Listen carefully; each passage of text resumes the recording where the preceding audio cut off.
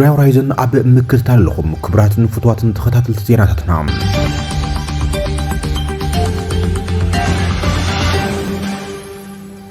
ኩናት ናይ ምትራፍ ዕድል የለን ክትብል ትግራዊቲ ጀነራል አጠንቂቃ ወሓት ንኻል ኩናት ይዳሎ ከም ዘለውን እታ ትግራዊቲ ጀነራል ተዛሪባላ አቦ አዶናይ ብርሃነ ኃይለ ሚካኤል ናብ ኤምባሲ ካናዳ ደብዳቤ አቅሪበሎም ኣብ ትሕቲ ቁጽር ሓይልታት ጸጥታ መንግስቲ ፌደራል ዝወደቀም ፍሉጥ ጽዕንቶ ፈጣሪ ቲክቶከር አዶናይ ብርሃንም ኣዘራራቢ ኮይኑ ቀጽለሎም ዘለው ሓደሽቲ ምዕባለታት ክንካፍለኩም ኢና ኢትዮጵያ ዓበይቲ ፕሮጀክታት ኣብት ምትሉ ዘለዋን ተበጻሕነት ባሕሪ ምድላያ ድማ ኣብቲ ዞባ ወጥሪ ተጋድደላ ተባሂሎም መራሕቲ ኢትዮጵያ ዓበይቲ ፕሮጀክታት ንምፍጻም እንትንቀሳቀሱ ዘበገሱ ሕቶ ኣፍደገ ባሕር ድማ ኣብቲ ዞባ ደበና ኩናት ንኽንጸላሉም ምኽንያት ኮይኑ ተባሂሉ ብዛዕባ ዚውን ክነግረኩም ኢና ዋና ጸሓፊ ሕብራት ሃገራት ኤርትራን ኢትዮጵያን ኣብ መበል 25 ዓመት ዝኽሪ ውዕሊ ዶቦ ከኽብራም ጻውዒት ኣቕሪበሎም አንቶኒዮ ጉተሬዝ ምስ ፕሬዚደንት ኤርትራ ኢሳያስ አፈወርቂም ኣብ ሪያድ ተራኺቡ ክኸውን ከም ዝኽእል ዘመላኽት ሓበሬታውን ምርካብን ነቲ ኣብ መንጎ ኢትዮጵያን ኤርትራን ተፈጢሩ ዘሎ ወጥሪም እዋናዊ መልእኽቲ ምሕላፉ ስዒቡም ኣዘራራቢ ኮይነሎ ክንነግረኩም ኢና ትግራይ ናይ ውክልና ዓውደ ውግእ ከይትኸውን ምድላው ክግበር ኣዘራራቢ ትግራዋይ ጀነራል ጻውዒት ተቕሪበሎም ትግራይን ኤርትራን ናይ ምትሕዋስ ድሌትውን እቲ ጀነራል ተዛሪበሎ ብዛዕባ እዚ ክንነግረኩም ኢና ትግራይ ሆራይዘን ሰብስክራይብ ላይክ ሼር እንዳገበርኩም ዜናታትና ክሳብ መወዳእታ ክትከታተሉ ንዕድመኩም ብዝርዝር እቶም ዘቕረብናዮም ነጥብታት ክንካፍለኩም ኩናት ናይ ምትራፍ ዕድል የለን እዩ ክትብል ትግራዊት ጀነራል አጠንቂቃም ህወሓት ንኻሊእ ኩናት ይዳለሎ ዝበለትታ ጀነራል እዚ ስርዓት ክውገድ ዘሎ ኢላ ሜጀር ጀነራል ዘውዱ ኪሮስ ነባር መራሒ TDF ኣብ ዝዋን ድማ ኣብ ክልል ዓፋር ይጠናኸር ኣብ ዘሎ ሰራዊት ሓይል ሰላም ትግራይ TPF እትመርሕ ዘላ ኮይና ምስ ቻነል 4 ኒውስ ጻንሒት ጌራላ ኣዳላዊ እቲ ሓጺር ጸብጻብ ወኪል ቻነል 4 ኒውስ ኣብ ኣፍሪካ ጋዜጠኛ ጀማል ኦስማን ናብ TPF ዝርከበሉ ክልል ዓፋር ተንቀሳቒሶም ነበር መሓዙት መራሕቲ ኢትዮጵያን ኤርትራ ናብ ኩናት ተቀራሪቦም ከም ዘለው ገሊጾም ኣብ ትሕቲ እዚ ቅድሚ ሕዚ አንጻር ሓይልታት መንግስቲ ኢትዮጵያን መላፍንቶምን ዝተዋጉም ሓይልታት ትግራይ ሕዚ ኣብ ክልተ ተኸፊሎም ኣለው ዝበለት ጸብጻብ ንህወሓት ነጺጎም ኣብ ዶባ ዝጠናኸሩ ዘለው ሰራዊት TPF ኣዘራሪቦም እቶም ርእይቶም ንቻነል 4 ዝሃቦ ተጋደልቲ ሓይል ሰላም ትግራይ ንሓርነትን ሰላምን ህዝቢ ትግራይ ይቃልሱ ከም ዘለውን ሕዚ ንኻልእ ኩናት ይዳለሉ ኢሎም ዝኸሰስዎ ህወሓት ምውጋድ ይቃልሱ ከም ዘለው ተዛሪቦም ኣብ ዝሓለፈ ኩናት ከቢድ ኪሳራ ኢና ከፊልና እዚ ከያኣክል ኣብ ሰላሙን ውጋኣት ተሰናበትን ተጋደልቲ TDF ነበር ቆላሒሉ ዝሪኦም የለን ተደርቢና ንስልጣን መንበር ንረብሓ ህዝቦም ዘይቃልሱ መራሕቲ ህወሓት ተስፋ ቆሪጽና ክንቃለሶም በረኻ ወሪድና ኣለና ኢሎም هذا سراويت اللي هنا نمبر سلطان من درينا يكون نتيجة راوي هذا تقرأ من سلام دحنتهم كراجع قلت له نبقى أنا هذا سراويت مهنا نمبر أفتكر ممكن حزم يرئي لحد سواء كبسول ترى الطرف كسوية هذا تقرأ سلام دحنتهم كراجع قلت له نحركينه نخسوا من ما مثلا سواء اللي هذا برقت أفتي زنابرة قال عصر يشرع متينيرة بق نحنا البوليتيكا أين فلطن خلتشن عصر سلسلة وصية خلتشن عصر تروعتن درونة توقعية زي وصح حسين اللي نحزونا رؤسي بدحريو خلتشن عصر تحمشن تسناويتنا قد ما نخم زل الناس بيلن ممكن ياتو اتنعنا ذكر جزي ولهم نصوم نيو علم سلطانهم زغور ساعتهم دحرقن توقعتها مليسة شميز او عن ياسينا ممكن ياتو كله تسوي يرخويه بتعمينا خسرنا بتعمي جنك عز خسارة زمنهم زي ما سلام حزونا وقاقطاج ازبلو مرحتنا ايفالن يا اخلنا بقى يا اخلنا نحنا ناول معت كنقسقس نبر بقى ناو قالسي اخلنا كثيرنا انا انترف خساره كسويره خمنا لن قالسنا ابزلنا እዚ ከም ዚሉን ከሎ ኣብ ዶብ እትርከብ ከተማ ኣብ ዓላ ሽኸት ነበርቱን ዘዘራረበት ቻነል ነበርታ ከተማ ኣብ ከቢድ ሻቅሎትን ጭንቅን ኩናት ከም ዘሎ ተዛሪቦም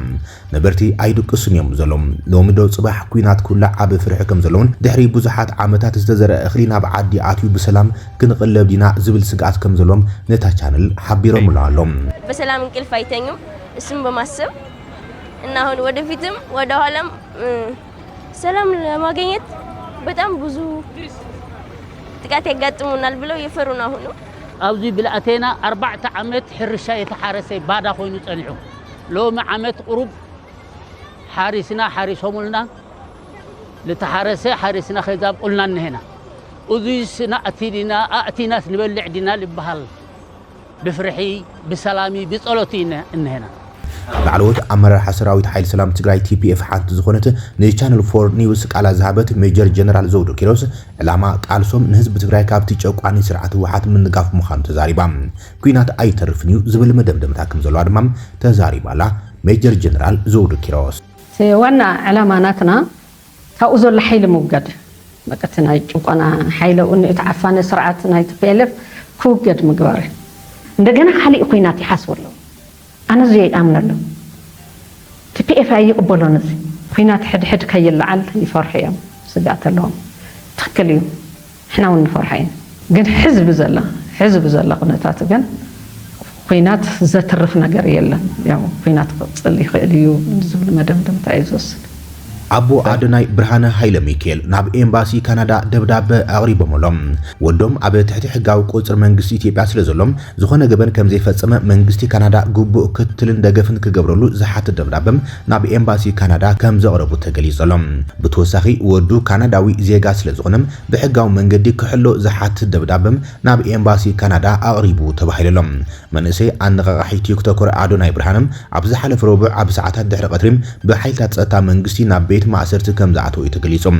بوليس فيدرال بزعبا بوليس تيكتوكر أدوناي برهانة هايل مكيل عبتحتي قيد مؤتاو سعبو عبزرقو حبريتام أدوناي كاب بحالن توفيتاتن إثيوبيان وزايم نتولدي بعالو تازصلوم أكدادنا نتفتاتن أب محبراوي مراقبيتات بمزرقاح تتأرطيرو تتحيزو مرمراي قبرلو كم زلي قليصم تمالا حموس عبزنبرا وعلوم بيت فرد دمام عبدالعلي أدوناي توساخي مرمران مكاد بوليس نعصر شبعاتو معالتات توساخي قزا قوصراك وحابو حاتيتيوم بزير ما أدوناي أب بيت مأسرتين زغصلو 17 معلتات كصنح مخانم زملاخ توساخي معبال بيت فردي موصو سعيبم دغفتون منسياتن صدرو اچنيو يزلم اب شلمات بولس تيكتوكر 2018 ኢትዮጵያ በርባዕተ ዓውድታት ጽልዋ ፈጠራይነት 4 ሜዳልያ ከመሆን በህታዊ ሽልማት መኪናውን ዝወሰደዩ አዶናይ ኣብ ሓጺር ዋና አሽሓት መንስያት ኢትዮጵያ ኣብ ማህበራዊ መራኸቢታት ቲክቶክ ጽልዋ ፈጠራይነቱ ዝረጋገጸ አዶናይ ኣብ በመንግስቲ ትኹረት ወሃይቦም ተተሓይዙ ክስ ቀሪብሉ ተኣሲሩ ይርከብ አዶናይ ኣብ ማህበራዊ መራኸቢታት ዝርግሖም ትሕሶታትን መልእኽታትን ንመንስያት ዘነቃቁን ዘተባብዑን ከመሆን ምግባር ሰናይ ንጥፈታት ኣብ ምግባር ዝርከብ ትግራዋይ ኢትዮጵያዊ መንስይ ምዃኑ ዝፍለጥ እዮም አከዳድን እውን እንትኾነ ዘመናውን ፋሽንን እምበር ንባህልን ትውፊታትን ክብርን ኢትዮጵያን ዝጻባእ ከም ዘይኾነም ብዙሓት ርእይታቶም ኣብ ምግላጽ እዮም ዝርከቡ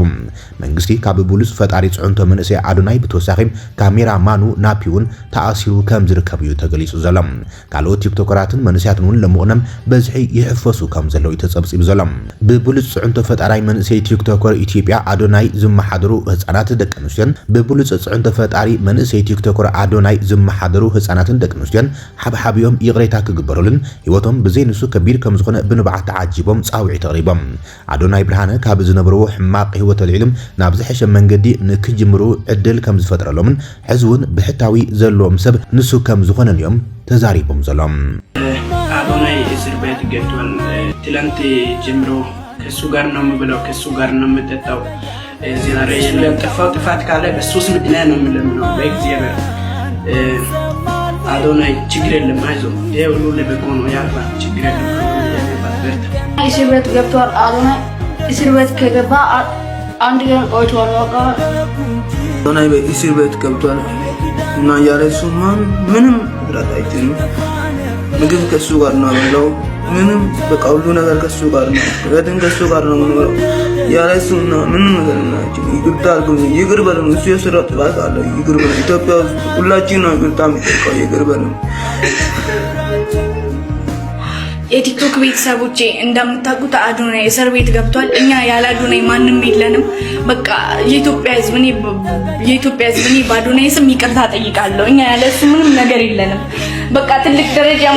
ብዙ ነገር የሚያደርገው አዶናይ ነው እኛ ያለ አዶናይ ማንንም የለንም ይሄንን አካውንት ላይክ ሼር ኮፒ ሊንክ ሪፖስት እያደረጋችሁ ለኢትዮጵያ ሕዝብ አድርሱልን ማንንም የለንም የቲክቶክ ቤተሰቦቻችን በእናታችሁ አስፈቱት አዶናይ እኛ ያለ አዶናይ ማንንም የለንም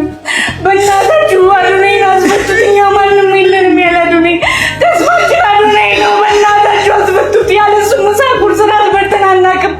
ካየነው አንድ ቀን ሆኖናል የቲክቶክ ቤተሰቦቻችን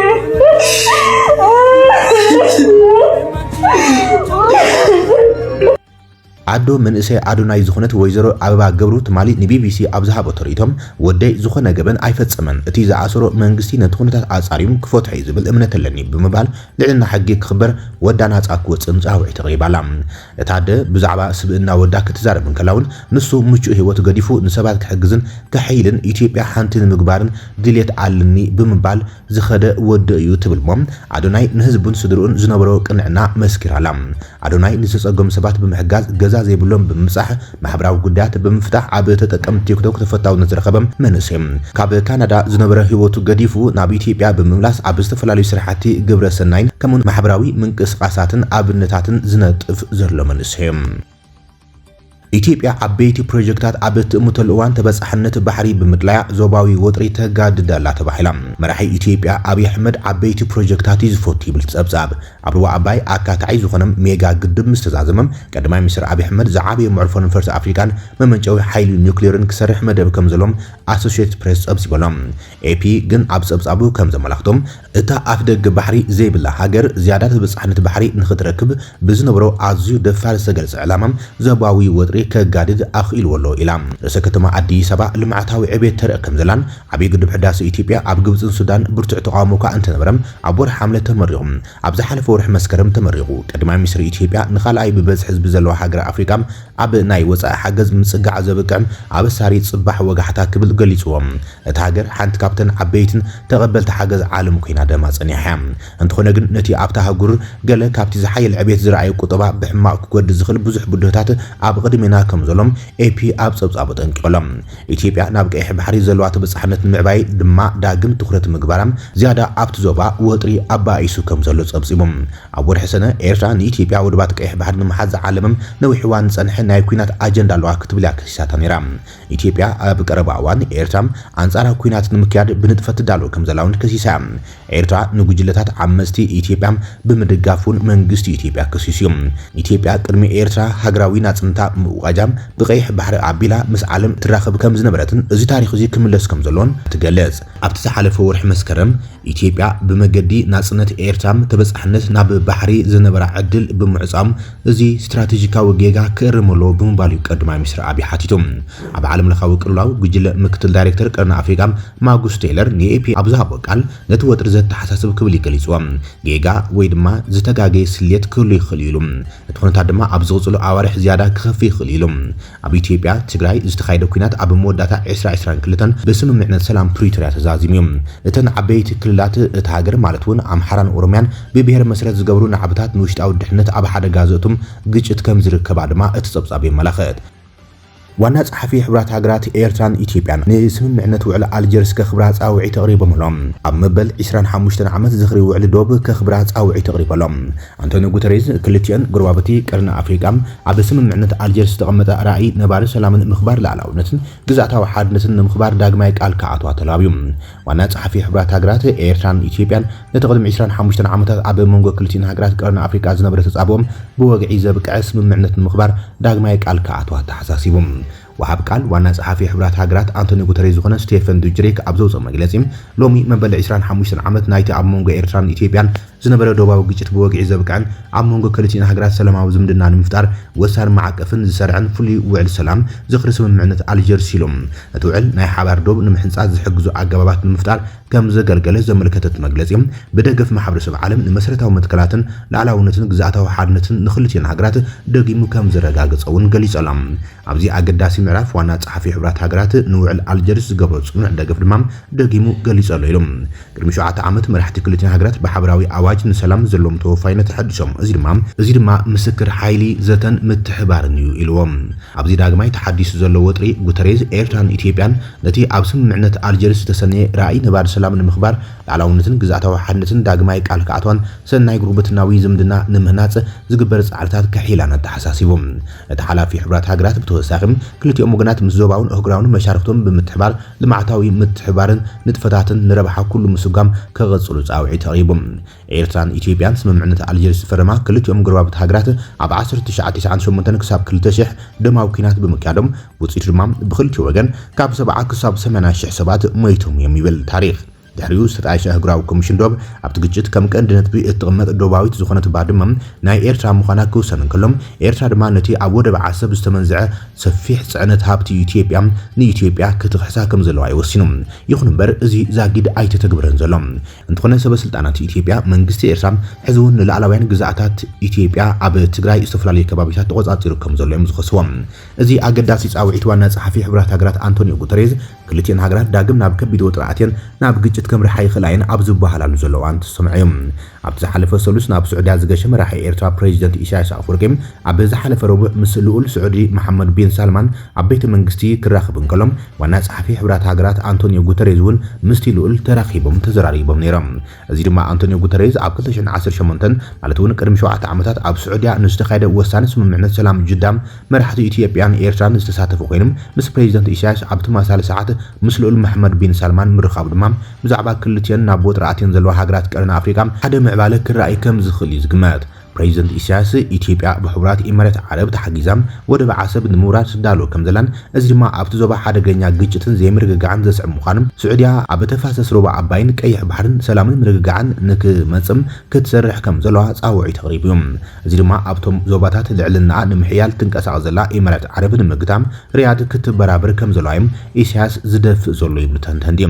ኢሚራት ዓረብ ኣብ መስመር ቀይሕ ባሕርን ተፋሰስ ሩባ ዓባይን ሓይሊ ሚዛን ንክትኸውን ንከም ኢትዮጵያ ከም አርኤስኤፍ ሱዳን كمون عبدو يمن زلو تنسل تحيتاتن حيزا بحيال تنقساوس كم زلو عايز قلاص سعود عرب دمان منقس جنرال عبد الفتاح البرهان سودان إيرترا قبصن عبو قولنا أسلفا نتي نا إماراتاوان نتفتات نمكتا تنقساوس كم زلو عايز قلاص عب زواق قرنا أفريقا اتي عب مونغو إثيوبيان إيرتران استفرح قجت عب سودان زكار زلو وق حد حدن بيدو زور زعب أزلو حقرات مخانن يوتن تنتيزقال صم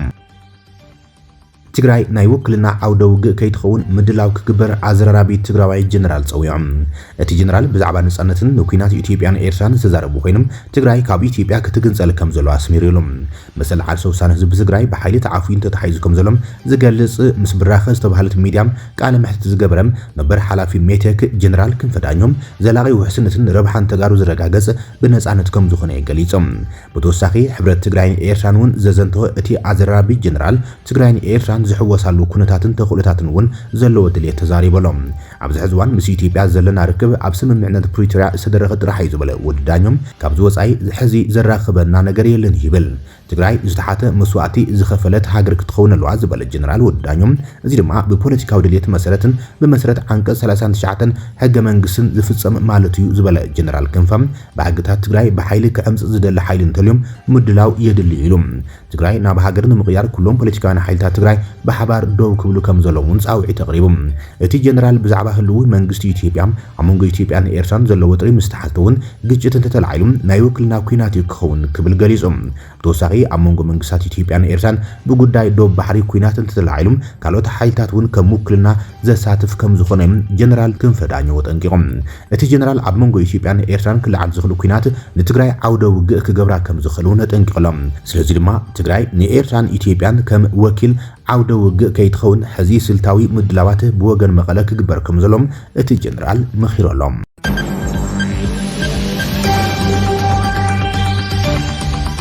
كبرات وفتوات انتقادات زينات تجري هورايزن ليس عزبنا محدش تم حبالتات وانا وزينات عبزازي من لنا نسنا مكتالهم من مسكن سلام